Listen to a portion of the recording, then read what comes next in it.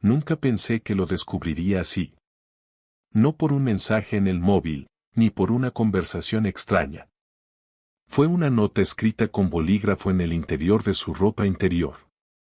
Una tanga negra que encontré en el fondo del cajón, esa que no usaba desde hacía meses. Gracias por la noche, zorra. Eso decía. Con letra de hombre. Letras grandes, torpes, como si ni siquiera le importara si alguien más lo leía. La sostuve durante casi 5 minutos sin moverme. Aún olía a perfume, pero no al suyo. Un aroma fuerte, masculino. Nada de esto tenía sentido. No era San Valentín. No había ningún juego entre nosotros. No era una broma. Y lo peor, esa tanga no la llevaba conmigo desde hacía más de un año.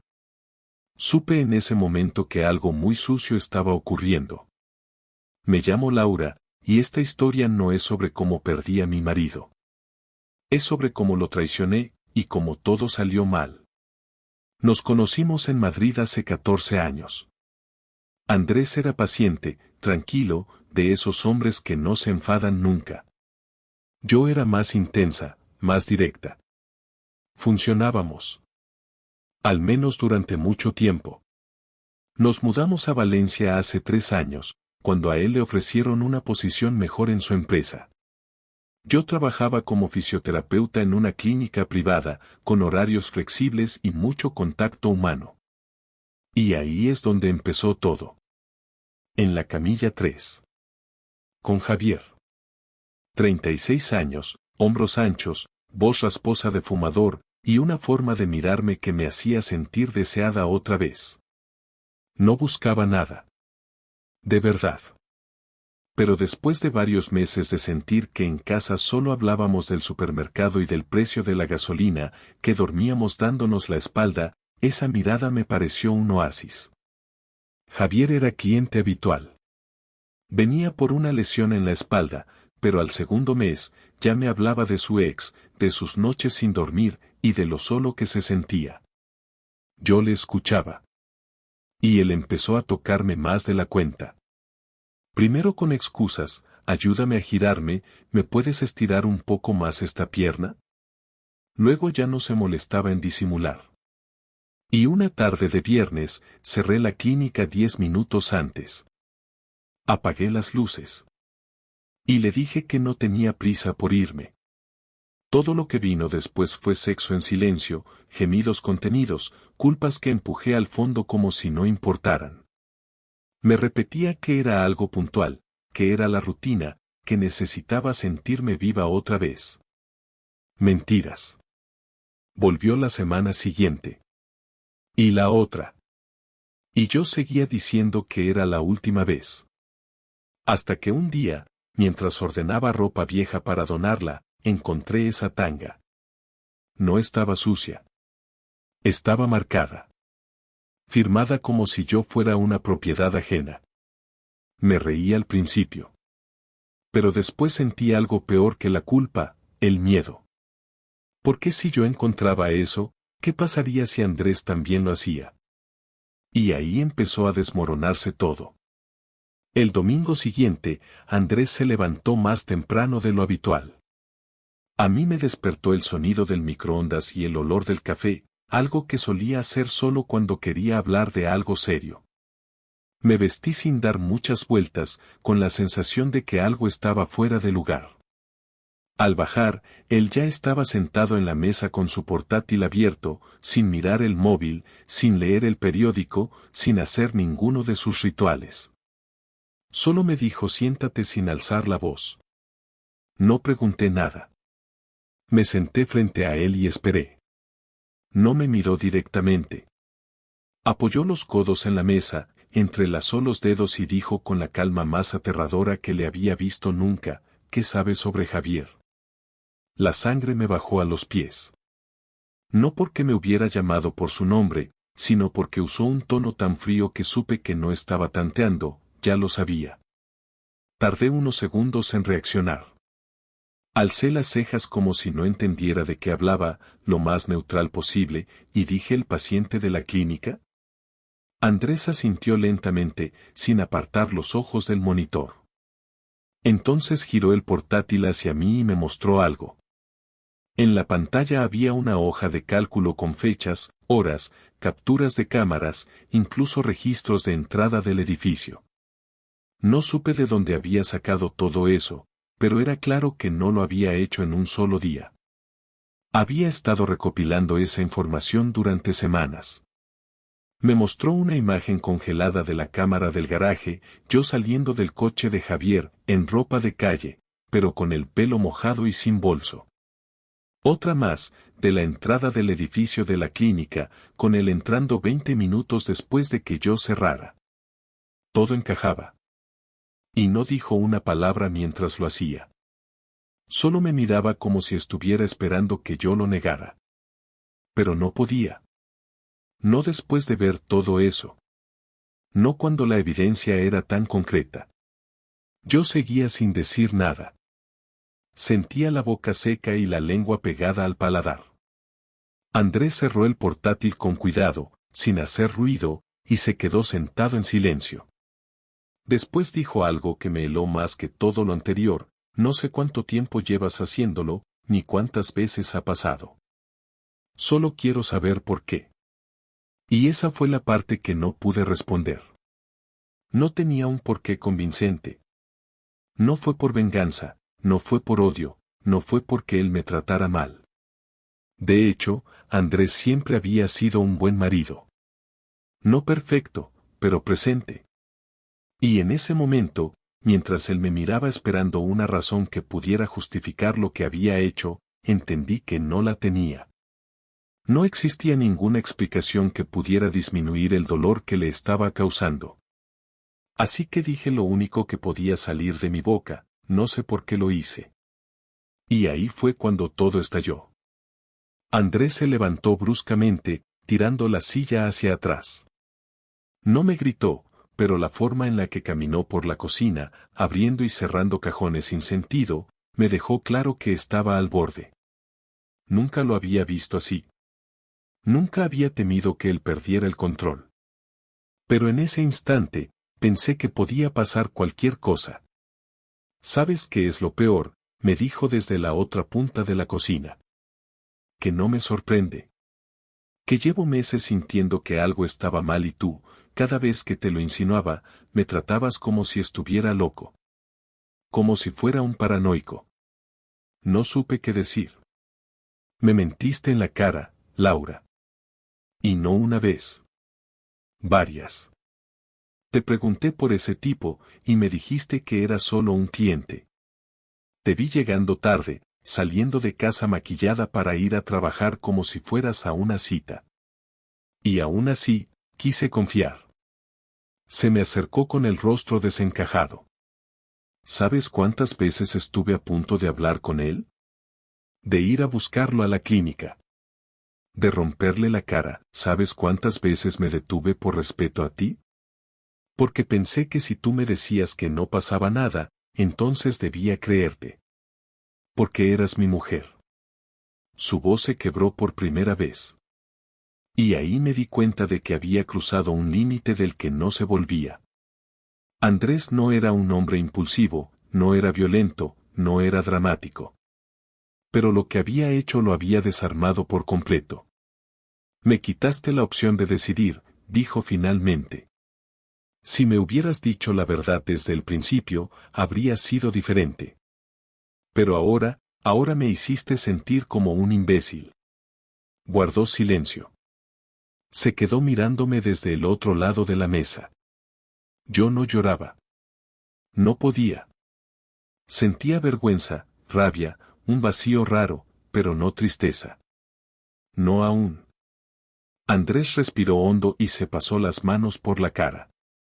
Luego agarró las llaves del coche y salió sin decir a dónde iba. Yo no lo detuve. Cuando escuché la puerta cerrarse, me quedé sola en la cocina, con las tazas de café aún humeando y su portátil frente a mí, como un símbolo de todo lo que había destruido. Y no me moví. Ni siquiera para borrar las imágenes. Andrés volvió a casa casi 4 horas después, sin aviso previo. No me escribió, no contestó mis mensajes, y cuando escuché las llaves girar en la puerta, sentí una mezcla entre alivio y miedo.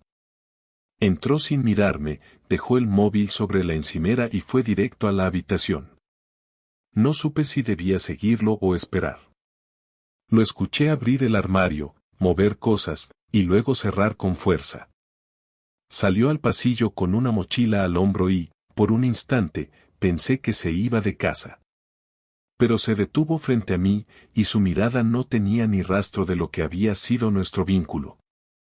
¿Todavía estás aquí?, me dijo sin rodeos, como si no entendiera por qué yo seguía respirando en el mismo espacio que él.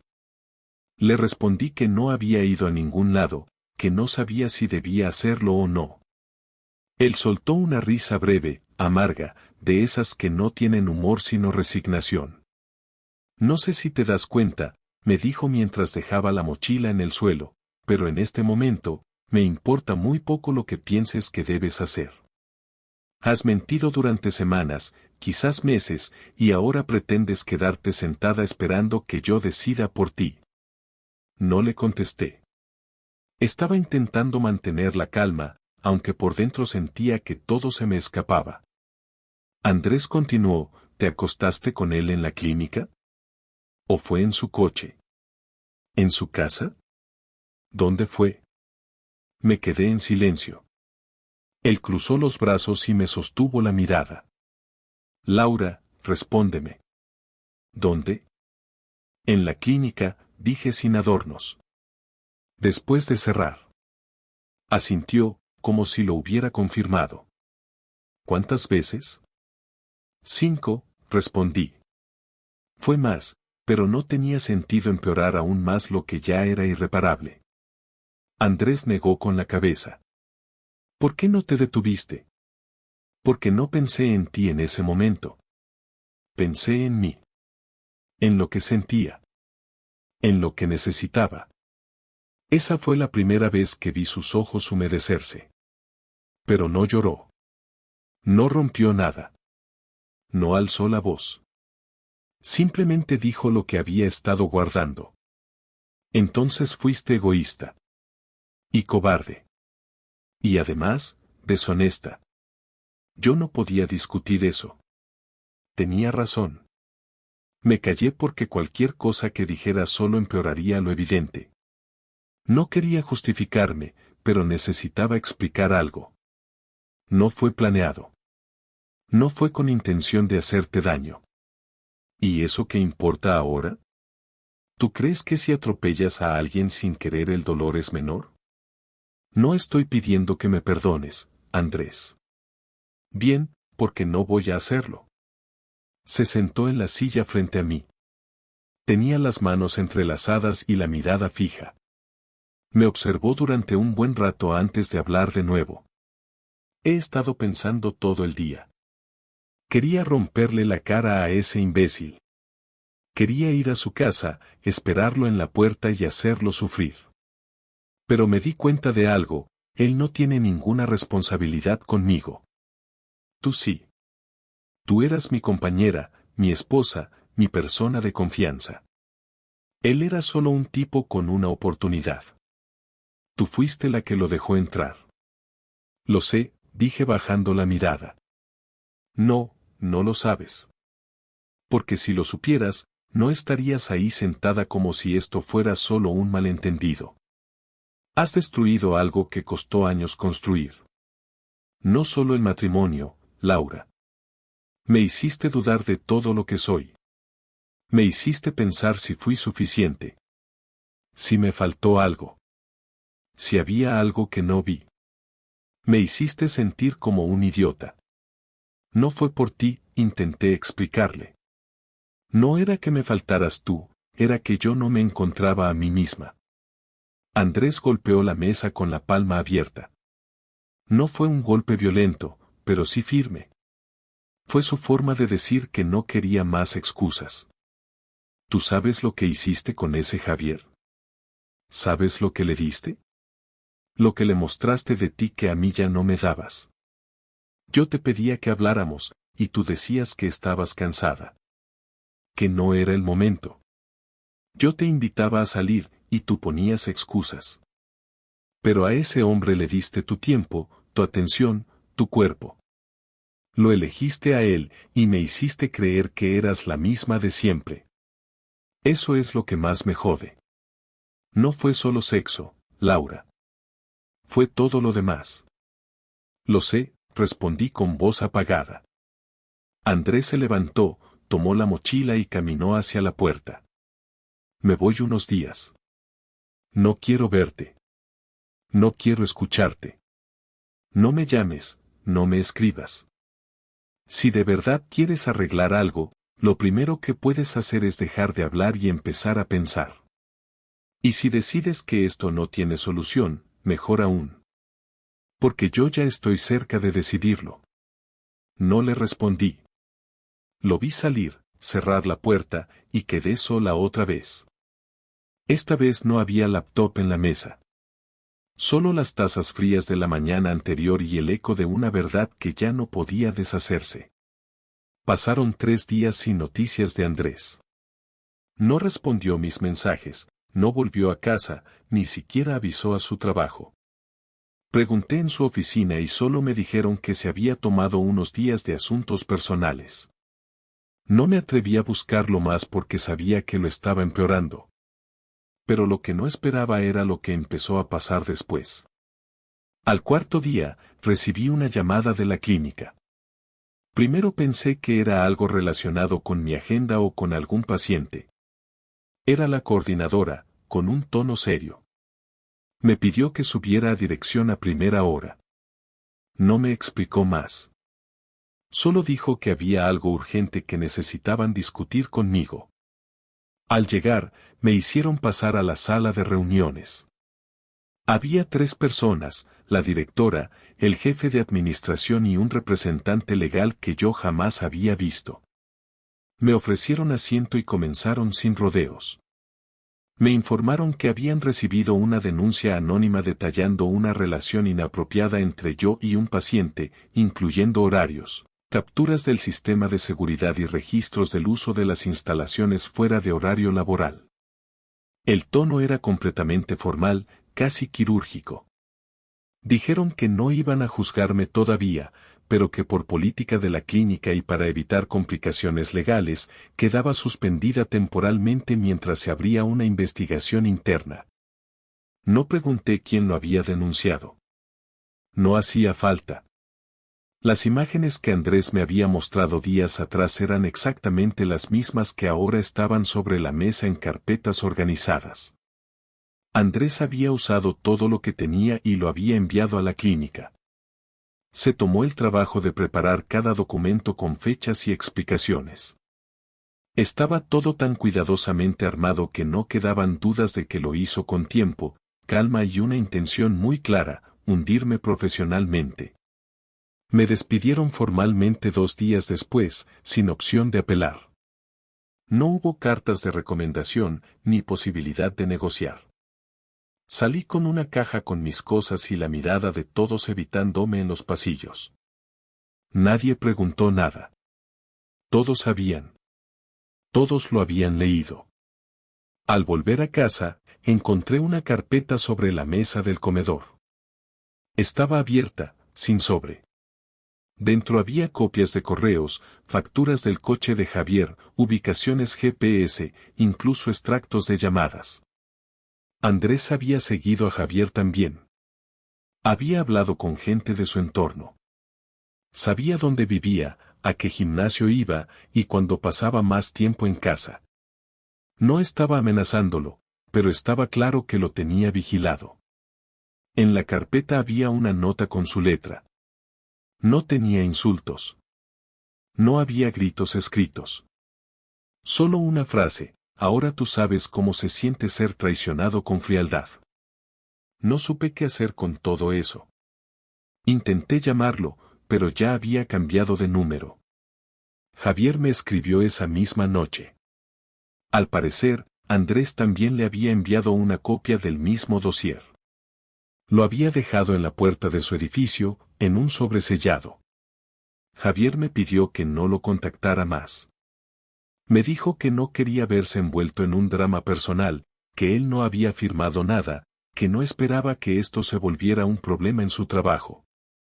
Me dijo que su novia, la que yo no sabía que tenía, también había recibido una copia. No me insultó, pero me dejó claro que no quería saber nada más de mí. Cerró el mensaje con un: no vuelvas a escribirme, Laura. Durante las siguientes semanas, la cosa se puso peor. Andrés no volvió a casa. Tampoco retiró sus cosas. Simplemente desapareció. Su ropa seguía en el armario, sus papeles en la oficina, pero él no estaba. Yo seguía sin trabajo, con una reputación destrozada, y sin nadie con quien hablar. Sandra, mi amiga de toda la vida, me dijo que necesitaba distancia. Ella también había recibido una copia de todo. Andrés se encargó de repartirlo con precisión. No fue un arrebato emocional. Fue una demolición planificada. Casi quirúrgica.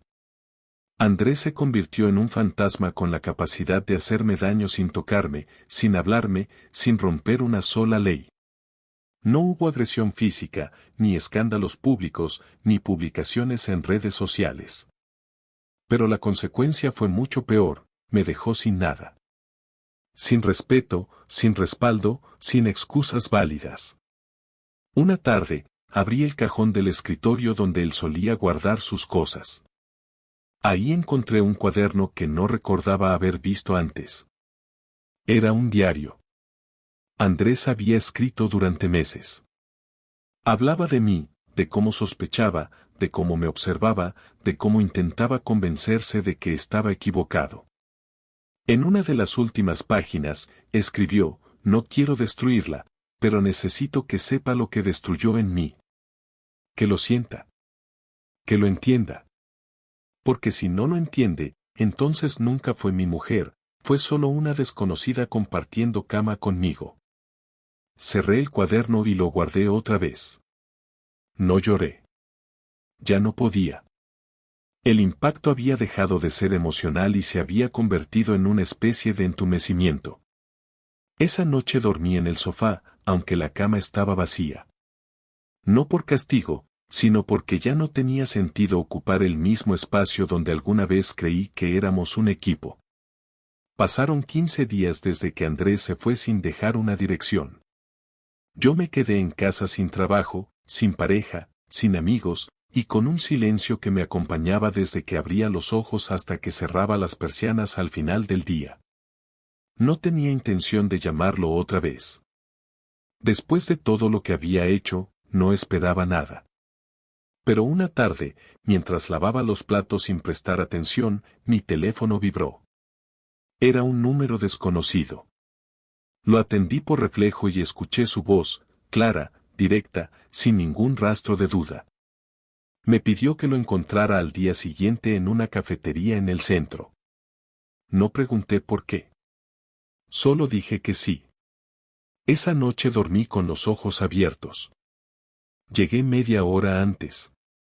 Me senté en una mesa al fondo, de espaldas a la entrada.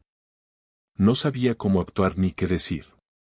Andrés llegó puntual, con una camisa que le conocía bien, el mismo reloj de siempre, pero con una expresión que no era la suya.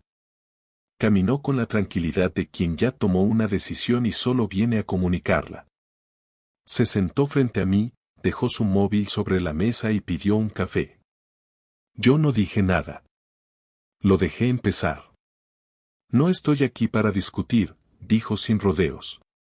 No quiero pelear, ni volver al pasado. Quiero entender algunas cosas y decidir lo que sigue sin quedarme con dudas. Asentí sin hablar. Andrés mantuvo la mirada firme.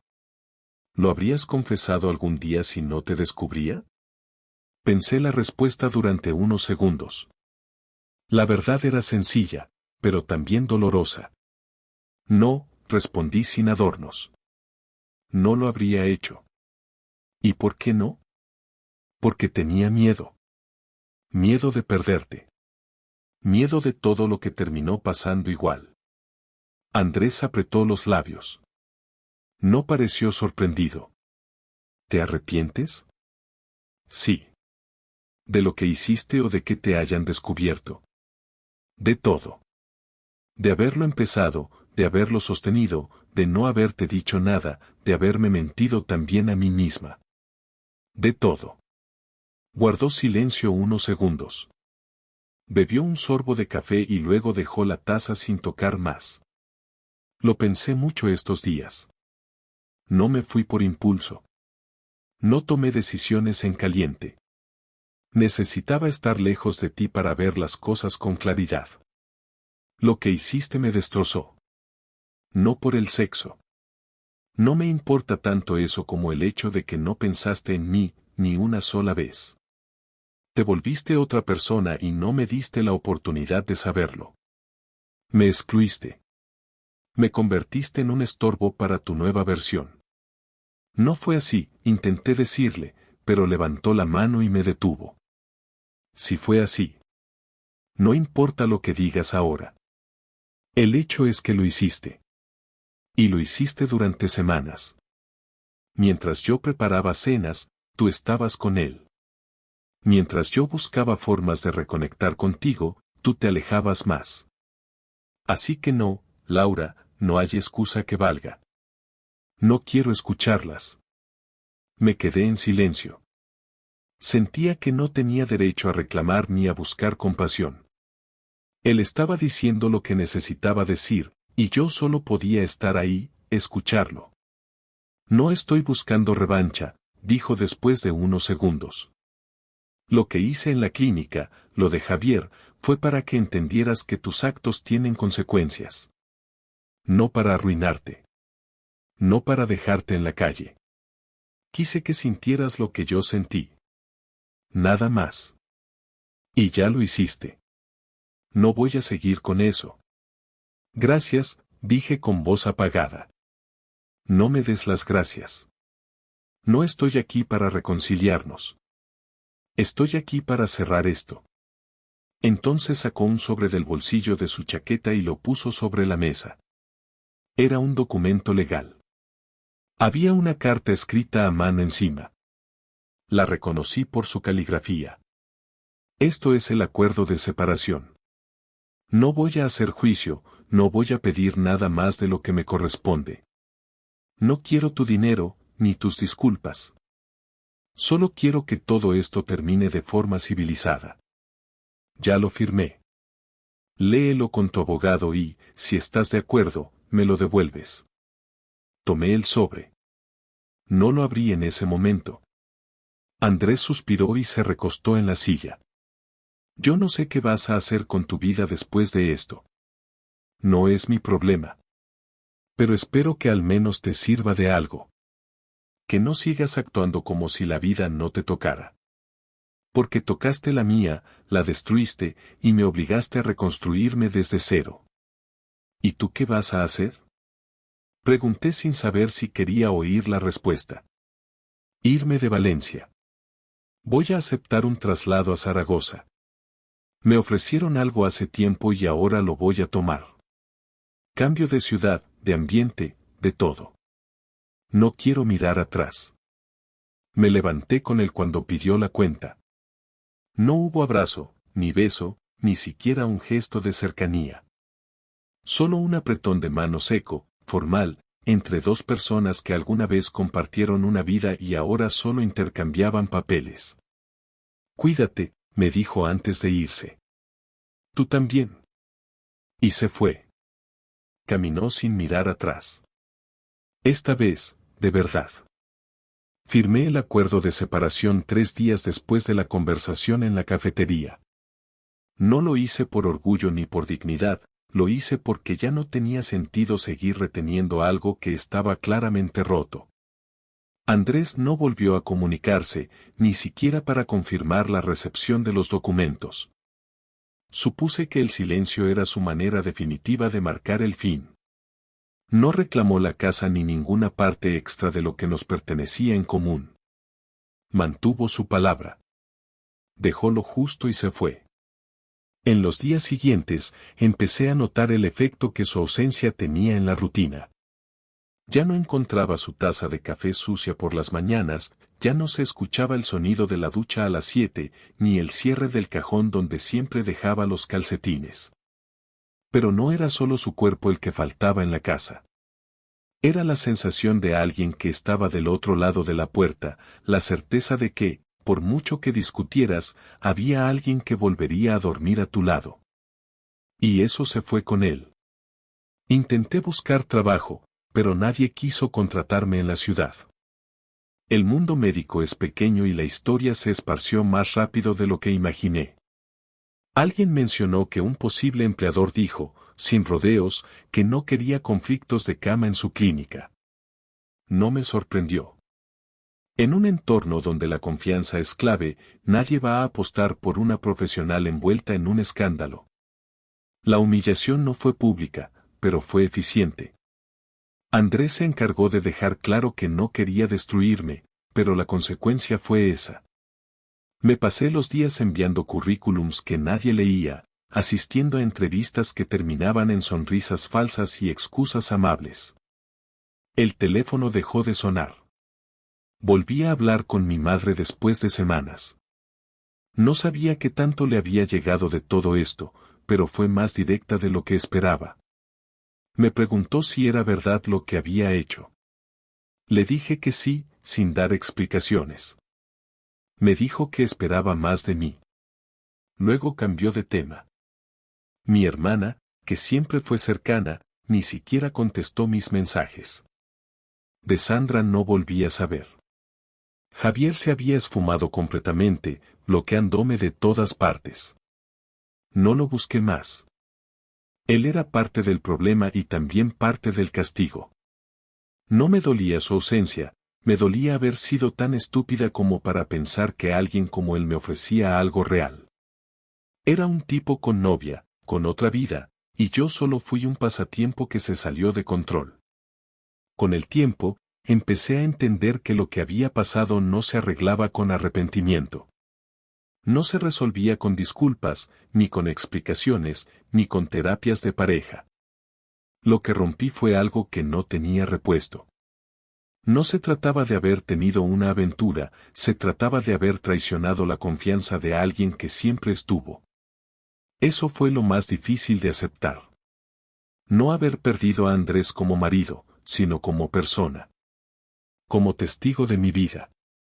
Como esa figura silenciosa que te conoce incluso cuando tú misma estás intentando no verte.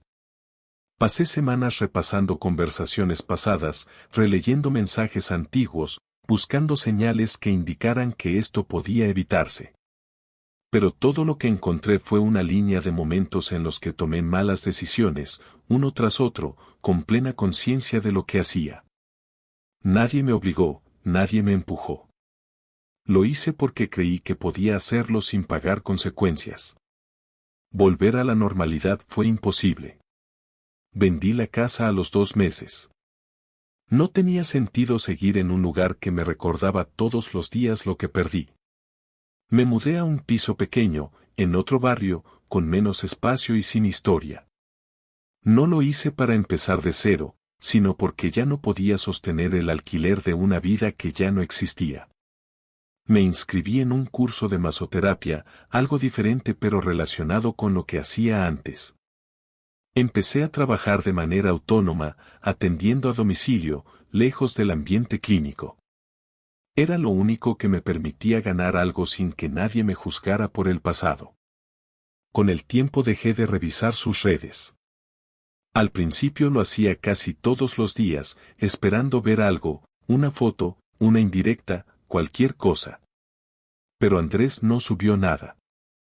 No borró nuestras fotos, pero tampoco agregó nuevas. No compartió ninguna imagen de su nueva vida, si es que la tenía. Y eso fue aún más duro que cualquier publicación ofensiva. Porque su indiferencia fue total. Él no me odiaba. Simplemente ya no existía para él. Un día, mientras organizaba papeles antiguos, encontré una carta que yo misma había escrito durante los primeros meses del matrimonio. Era una nota tonta, de esas que uno deja en la cartera del otro. Decía que siempre estaríamos juntos, que nada podría romper lo que teníamos. Me quedé mirando esa hoja por varios minutos antes de tirarla a la basura. No porque ya no creyera en esas palabras, sino porque ya no servían. No eran mentira en ese momento, pero la realidad las había dejado obsoletas. Hoy tengo 38 años, vivo sola, trabajo a medias, y trato de reconstruir algo que ya no es una vida en pareja, ni una carrera brillante, ni una red de amigos. Es solo una rutina funcional.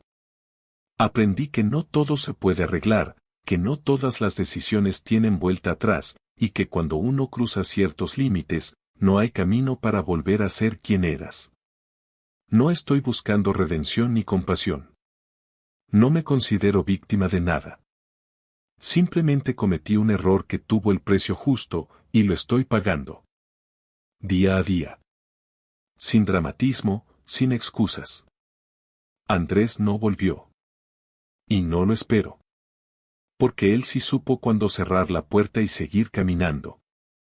Yo, en cambio, tardé demasiado en darme cuenta de que esa puerta ya no estaba.